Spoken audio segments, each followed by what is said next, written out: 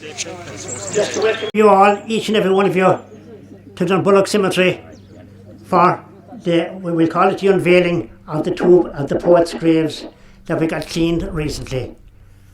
On my left, Dunbulloge Flynn, who was a great poet, and on my left, Father Joseph McCartan. 10 years ago, this month, Dunbulloge and Michael D. Higgins visited Carraig.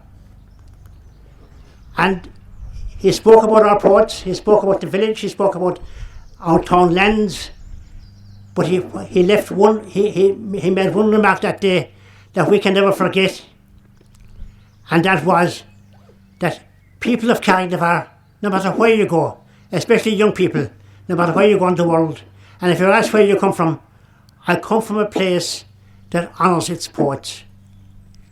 And I don't think, I think that we have no problem with that after what we saw this morning and what all the poetry that was written in Dunbulloge over the last couple of weeks.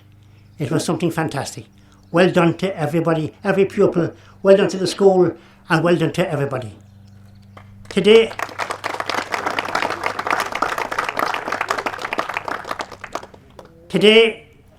I'm going to introduce you our historian, but before I do that, it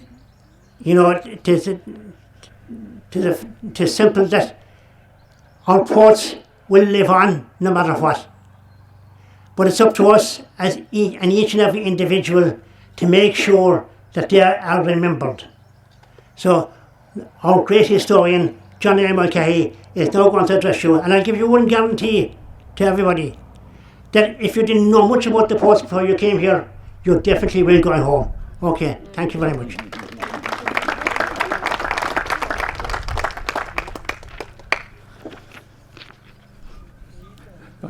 I think things are going to go downhill after that. That's all I can say after that introduction. In this historic graveyard at Dunbulloge, a place where my own ancestors are buried, and I'm sure a lot of yours as well.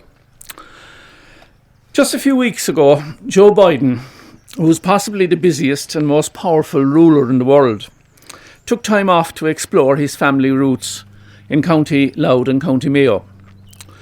Under the glare of camera lights transmitting to a global audience, we watched him visit Knock Shrine, the County Mayo Heritage Centre, and later describe how his ancestor made the bricks to build the cathedral, which towered over his speaker's platform.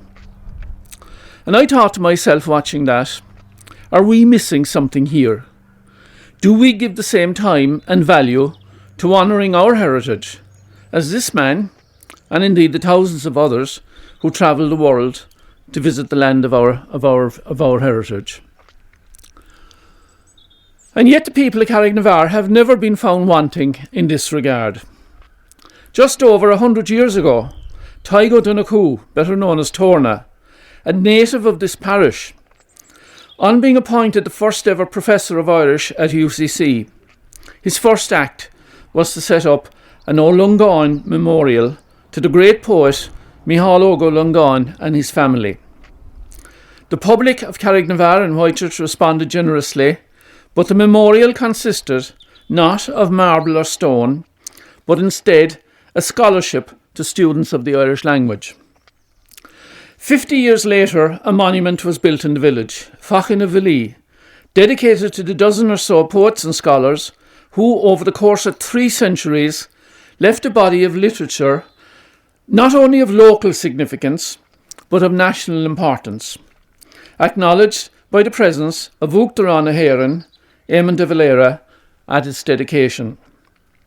Exactly half a century later, another president, Michael D. Higgins, was present to celebrate the renewal of the monument, undertaken not just to ensure its physical restoration, but to remind new generations of why the village of Carraig and surrounding areas means so much to lovers of the Irish language and its literature, for the part it has played in preserving that literature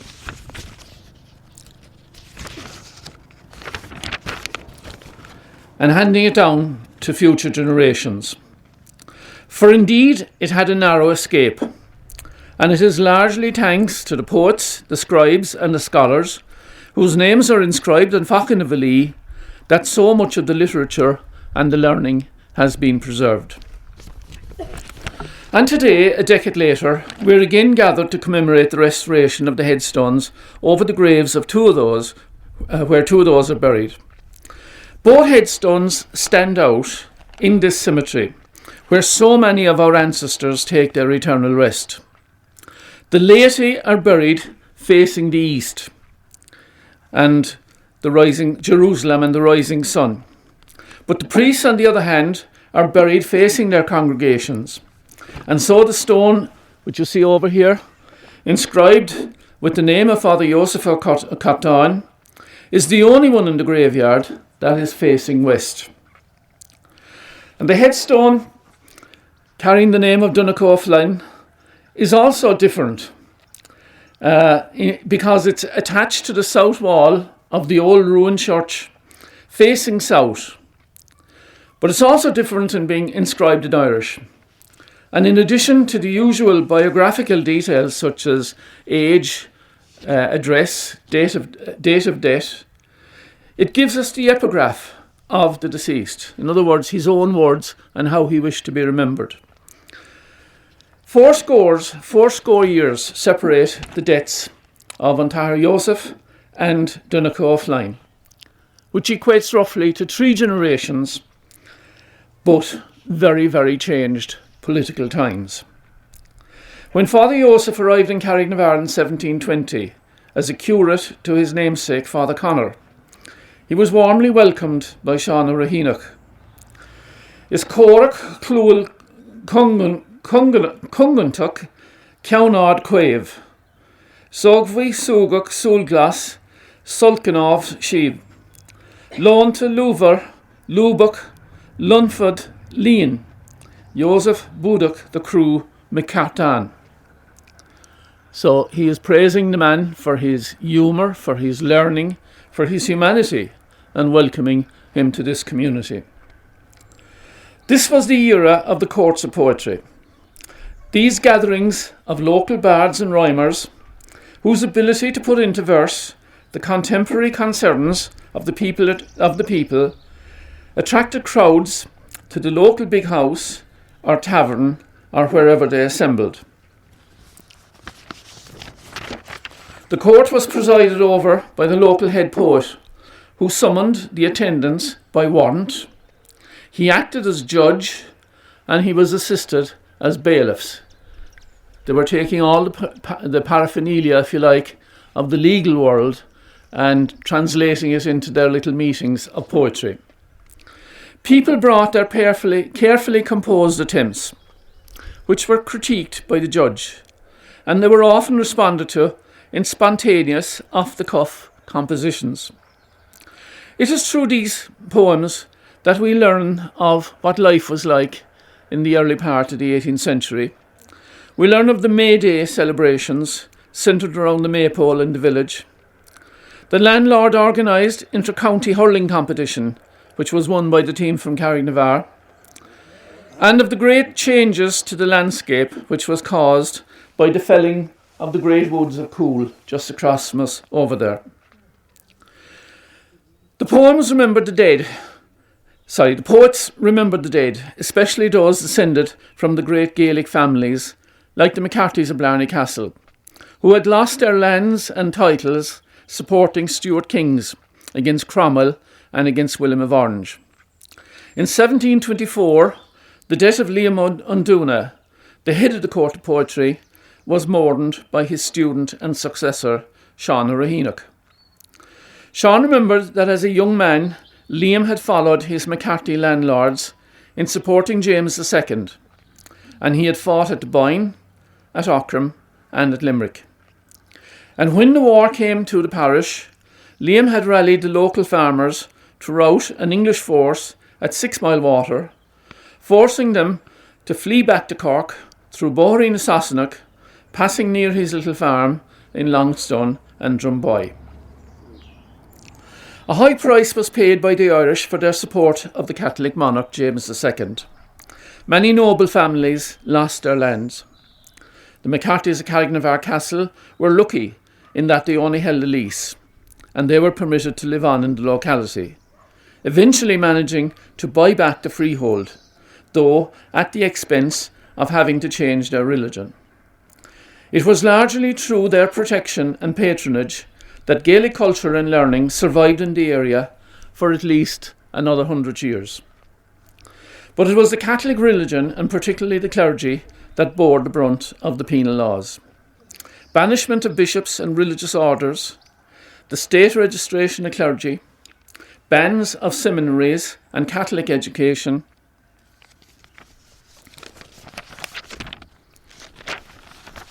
were all part of a penal regime designed to make Irish Catholics second-class citizens in their own land.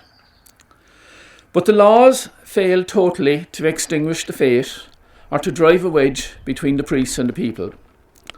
Much of the works of our poets here was in transcribing prayers, the catechism, and works of devotion in Irish, so that ordinary people could have access to them. Often it was the priest who provided the original, and we have a verse from Sean to Father Joseph thanking him for the loan of one of his books. And the poems that were written by the poets themselves show clearly the deep devotion the ordinary people had both to prayer and to the sacraments. Father Joseph died in 1750 at the relatively young age of 54. 10 years later, Dunbulloge O'Flynn was born in Ballinaglock in this parish. At an early age he went to Cork City to seek his fortune, where he opened a shop in Gownaspurra at the foot of Shandon Street. But he never forgot his roots, nor his upbringing in Carraig. He dedicated his hours outside of his work to collecting the remnants of Gaelic learning, and he employed scribes to make copies of them to ensure that they were passed on for posterity. It was he who organised the loan of the priceless Book of Lismore, the manuscript book of McCarthy Grievach, compiled in Kilbrittain Castle in the 15th century, which disappeared for over a century until it was discovered by accident by workmen breaking down a wall in Lismore Castle. One of the scribes employed by Dunbulloge was Micheál Óg Lungan, who was born 6 years younger than himself in the same townland of Ballinaglock. Micheál Óg admitted himself that it was only at the age of 18 that he learned to read and write.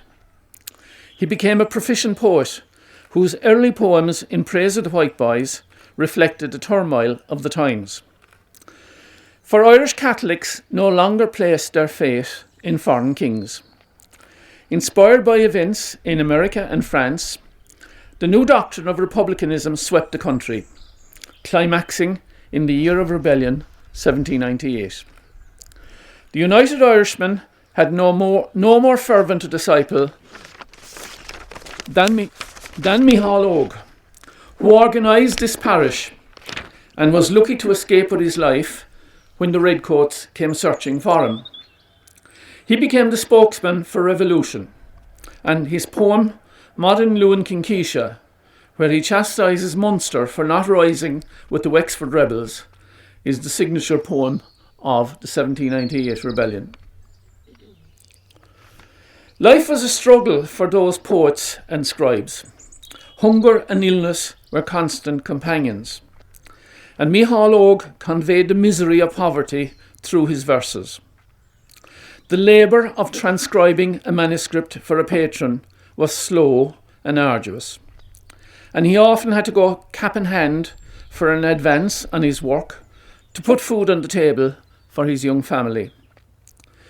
The fiery young revolutionary ended his life broken in health and with diminishing eyesight, praying to God for delivery from the woes of this world.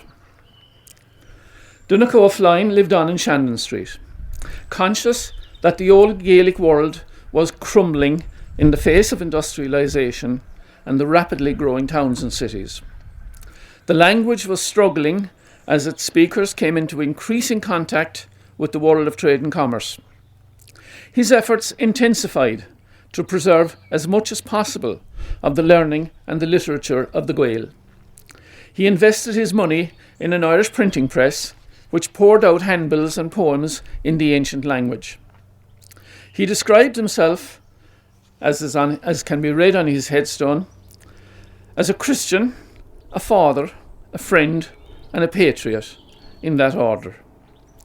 He instructed that his remains would be laid to rest with his ancestors here in Dunbulloge.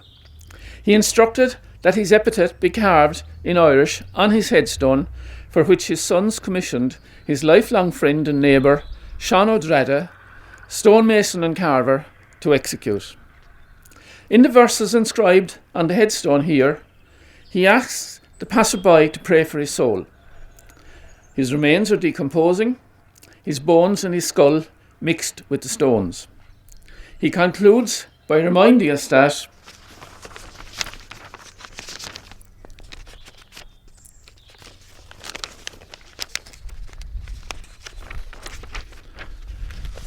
the last few lines on carved on the stone are Fach wither tu féin de bheith amárach ad Carraig an Torra mar tam shinish. He said, you might remember that tomorrow you might be like me, mixed with the soil, as I am now. Maybe he realised that his words were more likely to survive longer on stone than on paper. Paper isn't very durable. It is vulnerable to air and to sun exposure, to smoke and to fire, to insects and to vermin. And yet, so much of the old learning and literature has survived, thanks to the exertions and the sacrifices of Liam Duna, Sean O'Rahinach, Micheál Óga Lungan, his father and his sons, and Donnacha O'Flynn. And also to Torna and to his brother Éamon O'Donoghue, who researched, collected and published the works of the local poets in the early 20th century. Irish culture lived on in the locality for another 100 years after the death of Donnacha O'Flynn.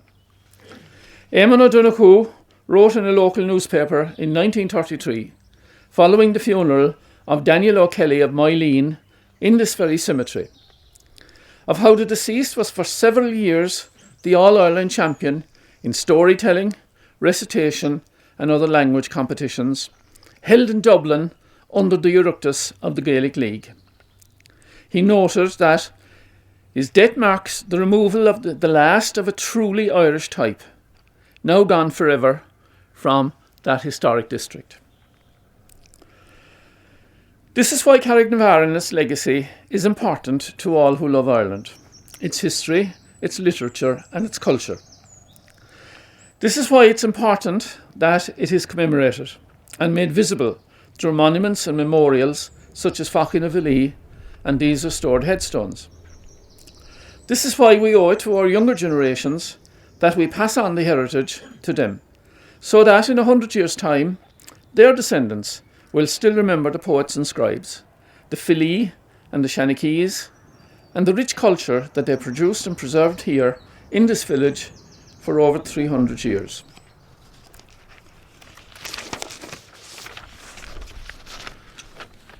I began with Joe Biden, and I'll end with him.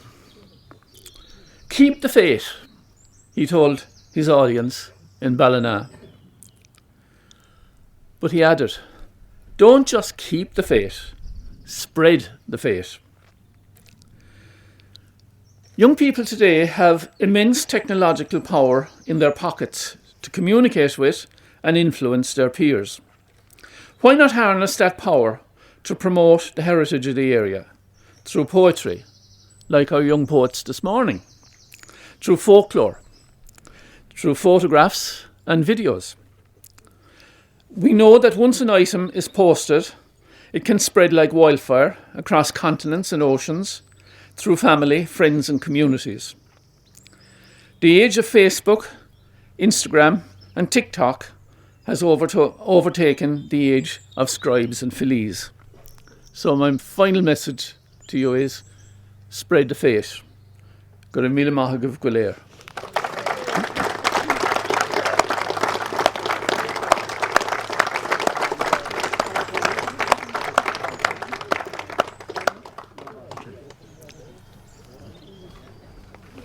Thanks, John. Thank you very much. What did I tell you before he started? That you go home, you go home and not knowing that more about the poets than before you came. Okay? Now, sorry?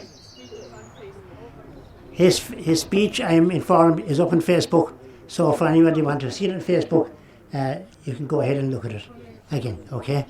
And now we have two ladies going to perform for us, Claire Cunningham and Carmel O'Keefe, and they're going to perform a poem written by Torna in 1905. So I just tell you the time that we're talking about. So, Black and Kjol, okay? Can you hear me? Yeah. Okay. Carmel asked me to explain a little bit about this poem. So this is called Dunbulloge Kjol, basically the gentle glen of the music. And Torna wrote it, as Michael said, in 1905. It was after his passing, from what we can work out, that the music was put to this by a John F. Larchett. So it's available to access in UCC, and Carmel just wanted me to let you know that. And also, maybe just to give a little bit of context for it, the last two lines in the first verse are Níl baile near in féin chobrá le Dunbulloge Kjol. In other words, there's no town in Ireland as beautiful as this gentle glen of the music. And towards the end it says Gysgwynach é go bhaith mé bás in Dunbulloge Kjol. So again, I'm praying to God that it's here that I will die. Okay? So just to give you a little bit of context. Alright, when you're ready, Carmel. Thanks.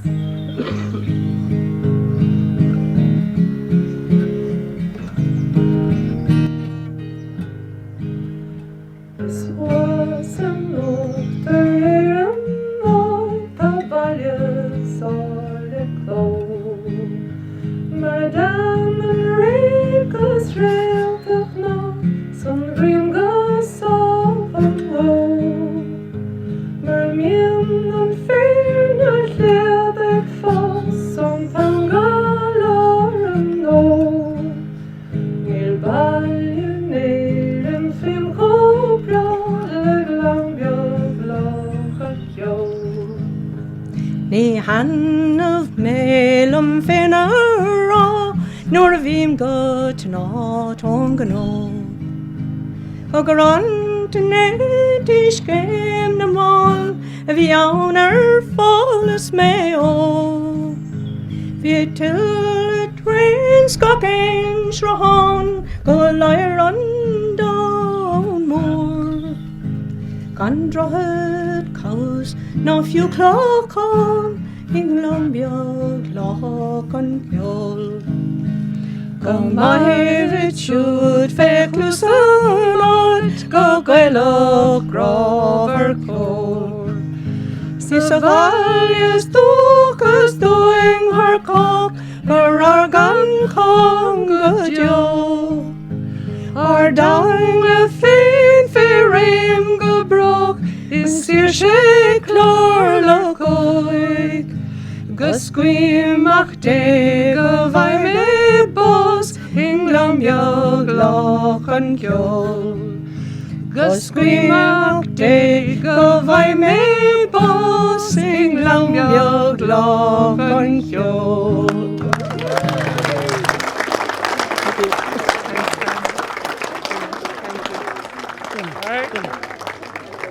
Well done, ladies. Well done. That was simply brilliant. Just before we go, just to say a number of thank yous. Our photographer here, Con Scanlon, in the hall. In the hall we had John Cook.